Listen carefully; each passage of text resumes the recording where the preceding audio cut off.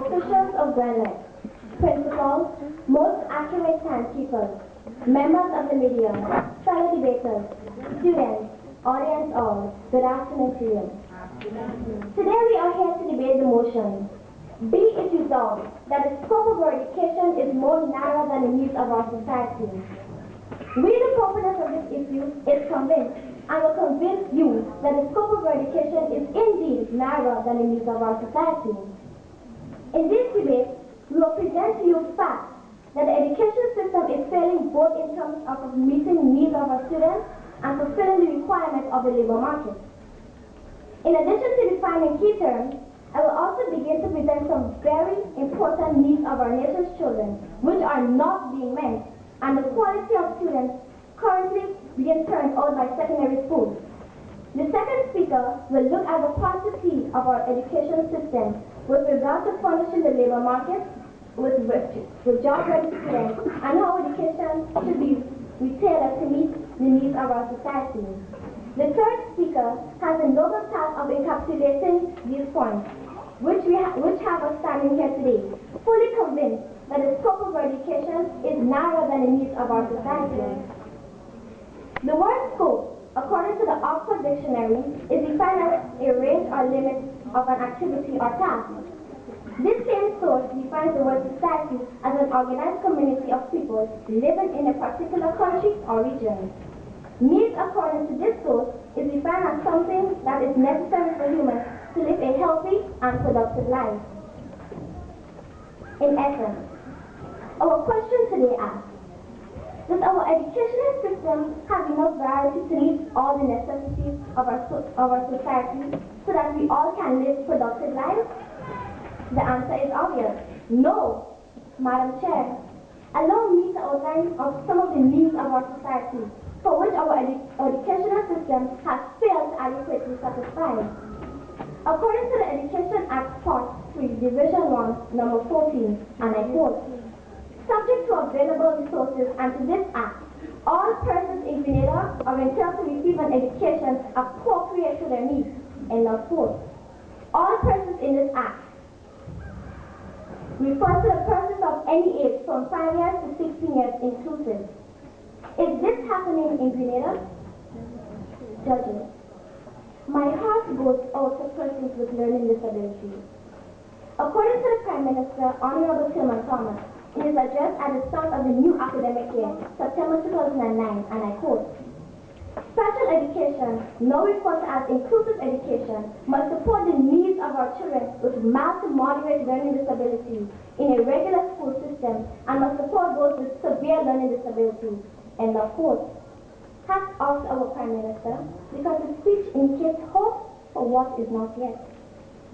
Madam Chair, does our educational system provide adequately for special education? No! There are only 2 centers in Grenada, 2, one in the north and one in the south. Madam Chair, can you tell me what happens to those children who are in the middle? Think about the distances they would have to travel just to get to these centers. And for some, it is just impossible. My heart really goes out to them. My worthy opponents, we all know that there are students who are academically inclined, but rather show preference for technical and vocational subjects. Right, we all know that. Well, the question is, does the scope of our education provide for that particular need of our society? Again, a resounding no. Madam Chair, would you believe that out of 21 secondary schools in Grenada, only 3 can be considered equipped with a variety of technical subjects? Notwithstanding the Ministry of Education, in an effort to provide universal secondary education, has been sending to the other 18 secondary schools students who are inclined to technical subjects. These students are thrust into the education system where the focus is purely academic. So what happens? These students continue to show signs of frustration as they eagerly await their 16th birthday to apply to institutions like NULO. NULO can only information accepted. We spoke about children being thrust into the education system. Well, now schools are trying to include technical subjects like TV and woodwork, in which children who are not academically inclined, they can refer to those subjects for focus, and they do not have to wait until they're 16 necessarily to get to NULO. Very good point, one second. In fact, NULO can only take so much. In fact, as stated by Mr. Campbell, Executive Director at NULO, enrollment of students takes place only 3 times a year. Approximately 120 students are enrolled during the year. What happens to the ones who are not successful? Madam Chair, take a look at the street corners. You will see some of them. Not because they want to be there, but because the scope of our education is narrower than the needs of our society. Audience. According to the report entitled Point of information. Accepted. The children along the side roads are not there by force, they are there by their own choice. Children who are not academically inclined can get into technical subjects, and so it is not necessary to be academically inclined in math, physics, etc. I did say they are not there by their own. Let's see there. According to the report entitled Grenada's Social Safety Net Assessment, and I quote, Grenada has achieved universal primary education.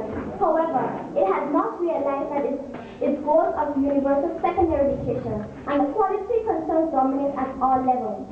In 2008, 69% of grade 6 students and 75% of students writing the common entrance examination transited to secondary school. At secondary level, 14% of students made a topic of 4 subjects, including mathematics and English. Girls continue to outperform boys. In 2008, in the mathematics, English, and social studies cluster, 48% of students, especially boys, leave the school system without the basic competencies required for the workplace. End of quote.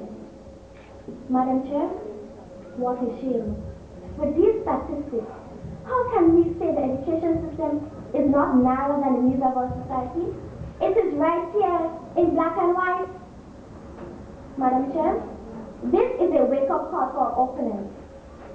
I don't believe they really want to continue this debate. The scope of our education is indeed narrower than the needs of our society. I thank you.